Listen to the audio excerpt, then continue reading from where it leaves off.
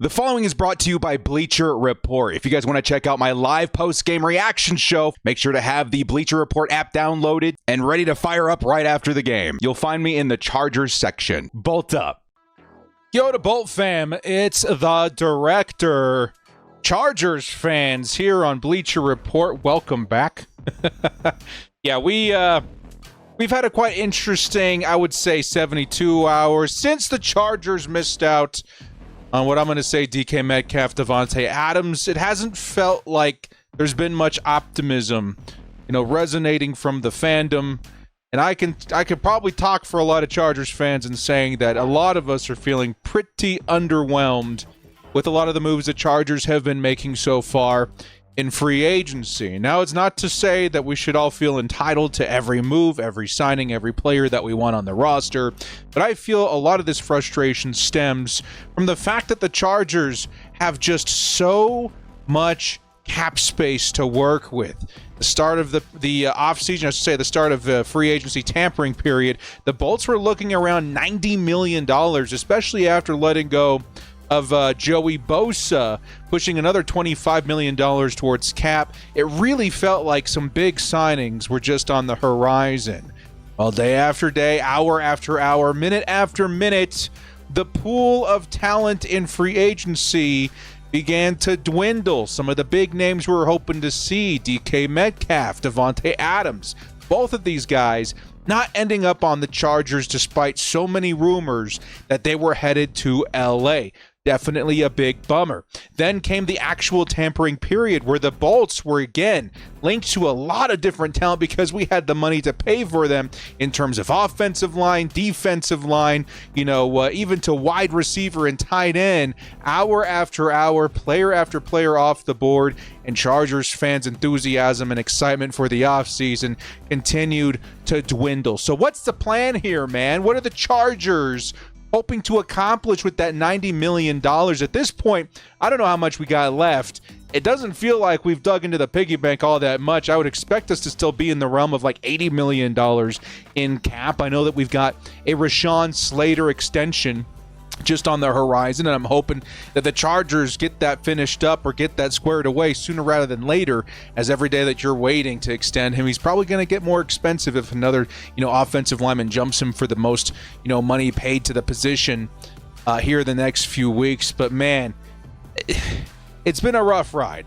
It has been a rough ride. I have tried to hold my reserve, be excited nonetheless, put my faith in this coaching staff and in this front office that proved to us last season that they can figure it out. They can bring in the right guys and they can find success with the guys that they sign. And right now, given the amount of resources that we have that we're also not using, brings me a lot of anxiety.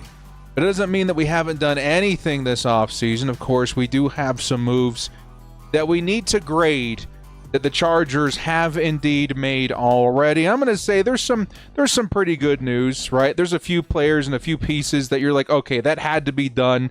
I think the panic level would have gone to an all-time high if the Chargers hadn't got these base minimum things finished, right as free agency was getting started. So let's go ahead and start off with one of the, I think maybe even the first signing the Chargers had in Elijah Molden. Definitely, okay, in terms of grade, we'll go, letter grade at this point. I'm going to give this a letter grade of a B+. I feel like Elijah Molden was definitely up there in terms of like must signings, considering how much success that the Chargers had with Derwin James, given the role that Elijah Molden was able to fill. His ability to hold things down up top and find, success in coverage while Derwin James was being moved around all over the defense and find success as a pass rusher, as a nickel, as a high, wherever you needed Derwin James, he was available because of what Elijah Molden provided in terms of coverage. And that's why I love this photo in particular. You got Derwin James, excited, and also Elijah Molden holding down the fort. Very representative of what these guys can do as a tandem, as a duo. And for that, I think it's definitely a contract I was very in much support of. Okay? The next bit of news we got was in support of Khalil Mack returning to the Chargers. I'm going to go ahead and say this was a big one. The Chargers had to get Khalil Mack back on this team, given the recent news of Joey Bosa being cut by the Chargers. At this point, man, edge rusher, after year one, has become very evident to me as a big piece of the Jesse Minter defense. Because of the consistent rotation of quality pass rushers, Jesse Minter was able to elevate pretty much every other position on defense. Starting, the interior defensive line saw a step up with Poona Ford and company. We had the linebackers really finding a lot of success in Dayan Henley and Denzel Perryman. Then finally, maybe the most impacted position on defense, the DBs, finding a lot of opportunity behind, mistakes by the quarterback, because they just consistently were getting attacked by, Joey Bosa, Khalil Mack, Tooley, and even Bud Dupree. So with the departure of Joey Bosa, that whole formula, in my mind at least, seemed to be in jeopardy. And with Khalil Mack also on the fringe of returning, it seemed even more likely that this whole defensive system and scheme and identity could be in jeopardy. So bringing back Khalil Mack, getting him back in the building, keeping him for another season while the Chargers find a solution at a future pass rusher opposite Tuli Tuipulotu was absolutely vital, in my opinion. And so for that, I'm actually going to give this re-signing of Khalil Mack an A+. It absolutely needed to happen. There was no room for error there. And it's one that honestly made me feel a lot better to start off free agency. I felt like this was a good foot to get off on.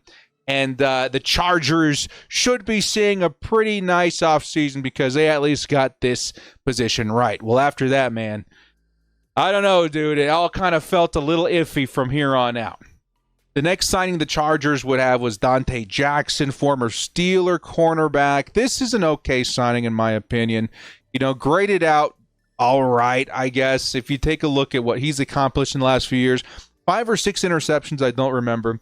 But definitely a playmaker out there. Takes advantage of opportunities when given.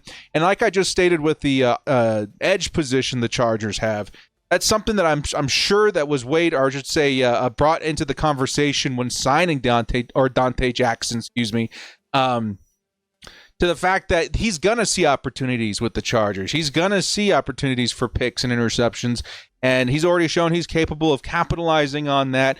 It was a cheap contract, definitely budget-friendly, and one that adds, again, to a position the Chargers are going to need help at. Corner is sneakily a pretty big need for this team, considering that many believe Asante Samuel Jr.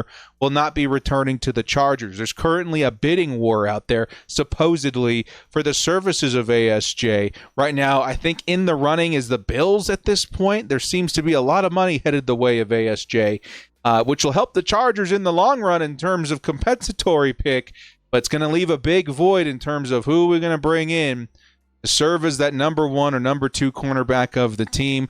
Dante Jackson is not a bad option here. I think the upside, given the Chargers' unique circumstance that they're going to be offering, is certainly one where I'm like, okay, who knows what he does? With what Christian Fulton and his reputation looked like coming into the offseason last year and how he produced during the season as a more than decent cornerback for the most part, I have to imagine that the system is going to elevate these guys. Dante Jackson's going to end up being a solid, signing. And for that, I'm going to give it a grade of like a B-, a C+. I think there's better guys he could have gone after, but it's certainly one that makes sense for what we're doing. He's going to try and capitalize on opportunities that the Chargers will be giving him in terms of turnovers. The next signing we're going to talk about is the infamous re-signing of Bradley Bozeman. I don't know, man. This one's tough for me. Because on one hand, Bradley Bozeman does mean something to this team. In terms of, the locker room and personality and leadership, it feels like the Chargers really do highly value the guy. But on the other hand, this was one of the worst-rated centers in all of football last year. You got to ask yourself, what is the plan here? He ended up getting a 2-year contract. I think, again, kind of spitballing it from the top of my head, I think it was worth somewhere in the realm of like $3 million a year guaranteed or something like that. And then it could be worth up to $12 million over 2 years. But more, I think when you take a look at it, I think it's more like, $6 million over 2 years, which is certainly definitely like not a bad contract in terms of risk, but it doesn't solve your problem if you're a Chargers fan. I need this interior to look a whole lot better to instill any faith in me going into this season. The Chargers showed that they can be a successful team. They won 11 games and stamped themselves a ticket into the AFC wildcard matchup where they absolutely got stomped. That unit of the interior offensive line was more or less responsible for that loss, in my opinion. Yeah, there's a lot of players and positions that share the blame there, but I think at the very top, from what we got and what we saw with the interior offensive line, I feel like that is where the biggest problem stemmed, and that's probably the biggest emphasis, at least one of them, that I had in the offseason. We have got to get in here, fix O-line, get a new center, new guards, and feel a lot better about the Chargers' identity going forward and ability to protect Justin Herbert and provide blocking for a decent run game. Like, a lot hedges on whether or not the Chargers get the interior right this offseason, and there was no shortage of options. Kevin Zeitler was a great fit. I think he just signed, I don't remember the team, guys, just somewhere else. Maybe it might have been the Panthers. That blows. Okay? Tevin Jenkins is still out there. There's still a few options, but guys are getting paid. The Chargers have the money. They have the massive need. It didn't happen. So the Bradley Bozeman signing, I'm going to give a D- for the fact that maybe he's looking at a backup role. Maybe the Chargers do have a plan there. Right now, word on the street is that Zion Johnson may be kicking further inside to center in the season. He might be the long-term answer. We're kind of hoping that's the case, center being a little bit easier to play than guard. We're hoping he finds his footing there, but there's no guarantee. At least there's some competition on the surface that we can, kind of bet on at this point. But right now, dudes, if we go into the season with that same three, Trey Pipkin's still on the roster, by the way. They could cut him and save $10 million, but they still have not yet done that. If we go into the season with those three guys, my anxiety is going to be through the roof. Okay? This next signing. Honestly, this was probably one of the bright spots of what we were hoping to bring back. When Poona Ford was let go, or I should say signed by the Rams, a lot of us, the air got taken out of the building. All of us wanted Poona Ford back. That sucks. But at the end of the day, this feels like the Rams were willing to spend more. The Chargers have a philosophy, it feels like, where they're not going to overspend. And it feels like we're kind of dead in the water there. We need to go out, and all of a sudden, defensive line is very high on our list in the draft. And it should be. It's a great defensive line class. But then we got this signing. And Tiarra Tart, to me, feels like a good bet. You know what I mean? You know why this is? Because Poona Ford, the player, coming into the situation he was in with the Chargers last season, was not really the Poona Ford we know today. And what I mean by that is that he wasn't a dominant player. He was in the lesser part of his career. He wasn't performing. He wasn't at the position that he was now. And it was his integration into the system that he found new life in his career. Poona Ford signing to the Chargers made Poona Ford a good player again. And it feels that's going to be the way again with maybe Tiarra Tart. Tiarra Tart maybe elevated to a more, less rotational, more, integrated as a starter kind of role. Maybe he's ready for that. He was really good when rotating in last season. Maybe the Chargers still do bring in a rookie, which I fully expect them to at this point. But great signing. I know it's a nice cheap contract somewhere in the realm of $5 million. And he could be the Poona Ford of this season. You know what I mean? Like, I think there's a good possibility of that. So, Tiarra Tart, I'm going to give a letter grade of like a B+. Like, this is a great, maybe even A-. Like, this is something that had to happen. The contract makes sense too. Great signing. I'm very happy to have Tiarra Tart on this team and to see his return. All right? The next player, and this is probably the biggest one you're going to see on this list today, other than Khalil Mack. All right? Naji Harris. I chose this image for a reason. This photo exists on this video for a very specific reason. Look who they're playing. Look at the style of football Naji Harris is playing. Look at the mass, the size. It all kind of fits, right? It all kind of fits what the Chargers are trying to be this season. And I think that, and I was gauging this early because the rumors of Naji Harris to the Chargers came out quite early in the first day of the tampering period. I gauged the fan base on Twitter. I was like, hey, man, how do we feel if Naji Harris becomes a Charger? Not a lot of good reception there. And honestly, in my mind, yeah, I kind of get it. It's not the move I would particularly, like if I were playing Madden, right? Or if I was GM for a day or whatever in make-believe land. I don't know if I go after Naji Harris just because of how deep and strong this rookie class is at the position. Running back looks awesome. And I would maybe draft 2 running backs before signing Naji Harris. But after maybe 24 hours of the signing, I really started to understand why they did this. And to be clear, before they signed him, as I was gauging the fan base, I wasn't too opposed to this idea either. I'm not going to knock it. I'm not in super support of it, but I'm certainly not going to knock it too much because it makes a lot of sense in terms of scheme and fit. Okay? And as more time went on, I was like, okay, I understand what Naji Harris is to this team, especially given what the details of his contract were.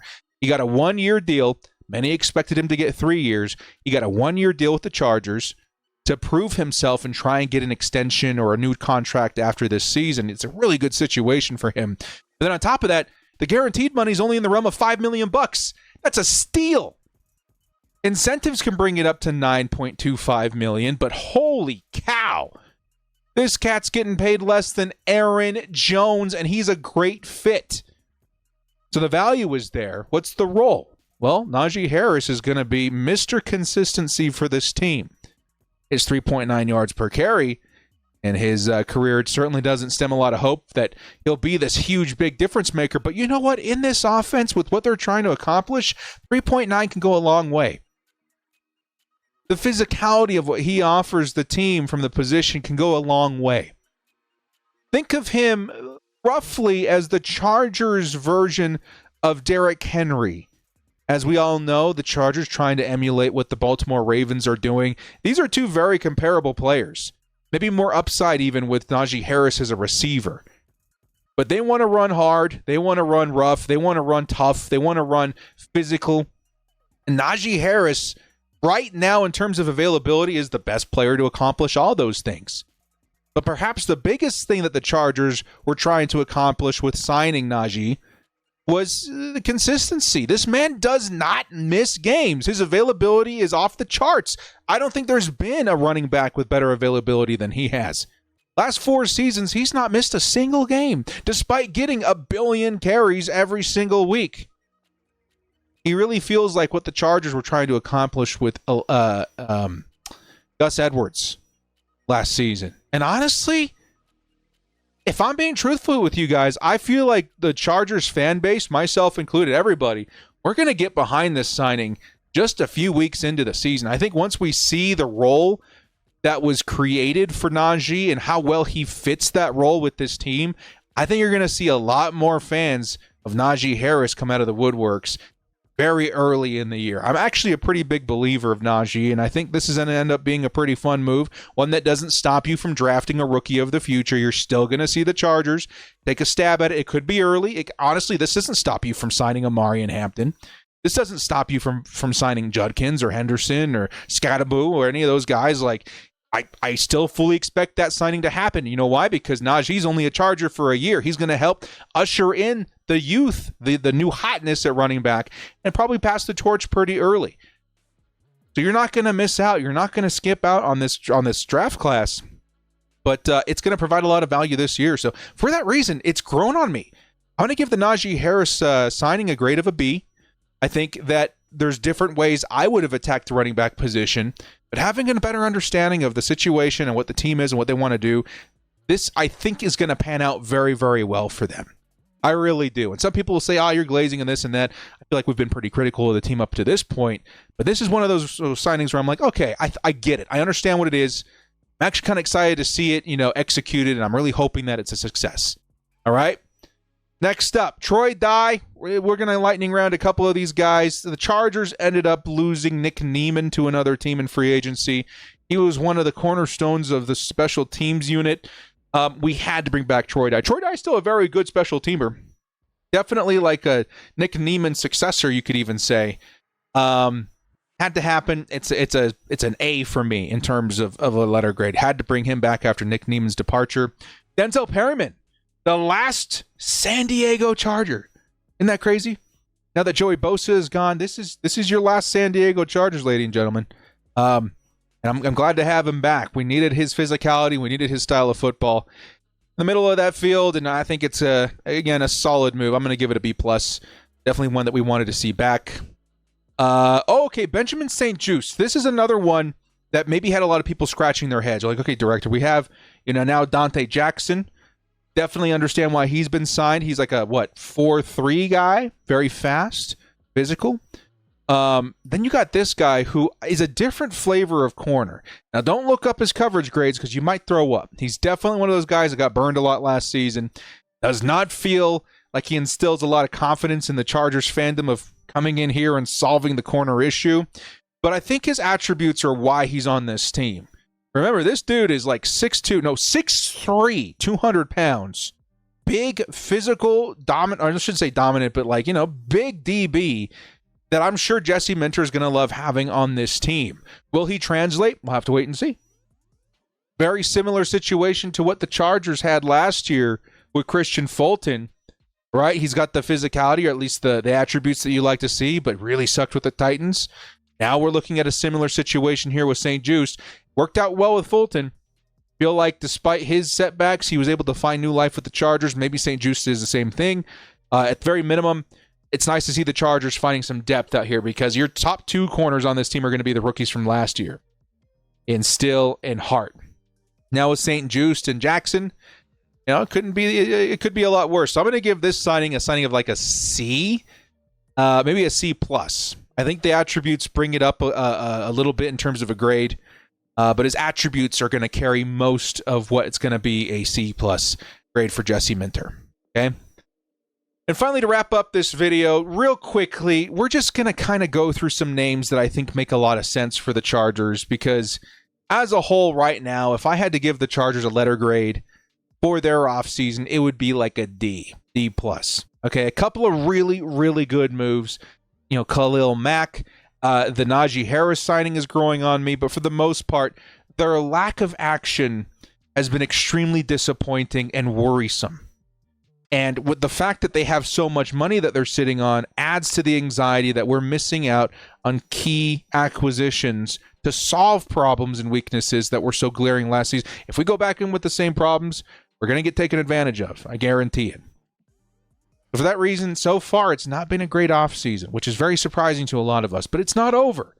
And there are guys that the Chargers could solve a lot of these issues with. Wide receiver Amari Cooper would be like a B+, A- signing for me. Not because he can come in and be wide receiver one, but because he elevates Ladd McConkey to very clear wide receiver one status and offers some help in terms of route running. Availability. That would unlock a new level of Ladd McConkey. We want to see Ladd McConkey wide receiver one succeed, and this is the kind of signing you do to make that happen. Okay, I don't have images for every single player on this list, but just bear with me. The Chargers could also be looking at guys like, again, Tevin Jenkins might be number one on my list. The Chargers need guard help so desperately. Kevin Zeitler is not available. A lot of the guards that we were looking at not available. Tevin Jenkins, he's got a bit of a checkered injury history, but it's one that the Chargers were very good at kind of figuring out with a lot of other players. So we need him. We need Tevin Jenkins on this team. Okay. Cooper Kupp, another recent release from the Los Angeles Rams. He's a guy that, again, maybe not my favorite guy because he doesn't play outside very, as a high level as like Amari Cooper could be. But Cooper Kupp would definitely be, an improvement to what the wide receiver room looks like right now. So that could be one that you could look at. Mekhi Becton, another guard that we're taking a look at, would certainly, instill a little bit more confidence in what we have right now. Keenan Allen, bring him back, man. At this point, Amari Cooper, Keenan Allen are like the two big guys that I want back. Is Stephon Diggs available? Did he sign with the Cowboys? I don't know if that was official. But Stephon Diggs is up there for me too. But at this point, Keenan Allen, Amari Cooper, very, very high on my list. Okay? Brandon Sheriff, another guard that I would feel pretty happy about. Is that in terms of there's really only a few guards left, man, that has a lot of my confidence. Will Hernandez would be okay. Maybe Dalton Reisner. I don't know. There's just not a whole lot out there anymore. So the Chargers, you got to get in there and you got to get aggressive for these last few names. They're not going to cost a whole lot. They're huge needs for this team. Yeah, I don't know. Just kind of looking down the list here, it feels like we could have made the dollar stretch a lot further with different acquisitions. They would have cost, 10, 20% more. and we're talking a handful of millions, like $3-5 million more total, and you would have gotten instead of like a bottom of the barrel name into more of a mid-high tier level name. And that to me, I think, is where a lot of the frustration is stemming from Chargers fans. But hey, I don't know. There's a new compensatory pick formula that's going to be followed. This may just kind of be the way that Joe Ortiz operates in the offseason. But I'm really hoping that we elevate that letter grade from right now. Again, what did I say? It was a D plus. I need to see that at least in the C plus territory to feel any sort of confidence. And in order to accomplish that, we need interior offensive line help now, desperately. We need wide receiver help now, desperately. And right now, too, the tight end position, I think, is such a big need that we don't have. That's flying under the radar. The Evan Ingram signing really, really upset me as a Chargers fan. Not only did we lose out on the acquisition, but he went to the Broncos, kind of pigeonholes you on what you can do in the draft. It's just all sorts of stuff that stressed me out that I'm hoping the Chargers find a way to address here in the next week or so in free agency, man. We need help. We need help. Well, guys, thank you so much for joining me. This has been The Director. If you like what you saw here, hit us up with a follow here on Bleacher Report. We'll see you next time. And as always, bolt up and stay frosty. All right, as we're shutting down the live stream on Bleacher Report, some big news did just drop. Finally, some good news if you are a Chargers fan. The Bolts are re-signing Mike Williams to a one-year deal worth up to $6 million. Oh, Lordy, we needed this so bad. We needed some good news.